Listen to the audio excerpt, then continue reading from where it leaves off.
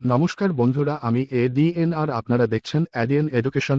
বন্ধুরা, engine factory আহাদি EFA সাজোয়া যান নিগো limited এভিএনএল এর একটি সহযোগী।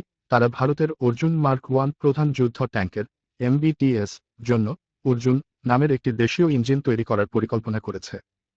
এই ঘোষণাটি জল্পনা ও প্রশ্নের জন্ম দিয়েছে, কারণ বিশেষ করে বর্তমান অর্জুন মার্ক ওয়ান প্রধান যুদ্ধ ট্যাঙ্কগুলিতে জার্মান নির্মিত MTU 838K501 ইঞ্জিন ব্যবহার করা হয় এবং engine factory Avadi EFA Arjun mark one প্রধান যুদ্ধ ট্যাঙ্কের এমবিটিএস জন্য যে অর্জুন নামের একটি দেশীয় ইঞ্জিন তৈরি করতে চাইছে, সেটি জার্মান নির্মিত MTU 838K501 ইঞ্জিনের সাথে মিল রয়েছে।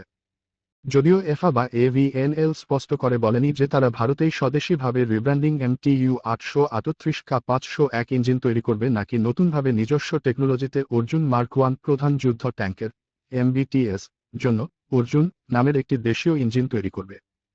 তবে পূর্বের প্রতিবেদনগুলি থেকে জানা যায় যে জার্মানি এই ইঞ্জিনের রপ্তানি ভারতে বন্ধ করার ইঙ্গিত দিয়েছে, তাই জার্মান কোম্পানি যদি এই MTU 838K501 ইঞ্জিন তৈরি বন্ধ করে দেয় তাহলে ইএফএ ভারতীয় micro small and medium enterprise MSME এর সহযোগিতায় MTU 838 ইঞ্জিনের লাইসেন্স নিয়ে ভারতে তৈরি করবে বলে জানিয়েছে।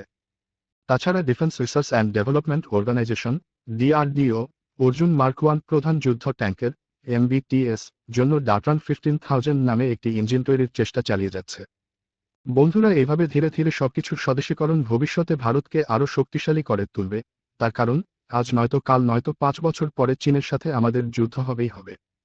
যদি আমরা স্বদেশীকরণ না করি তাহলে যুদ্ধের সময় চীন তার সফট পাওয়ার ব্যবহার করে আমদানিকৃত সমস্ত অস্ত্রের সাপ্লাই বন্ধ করে দিতে পারে।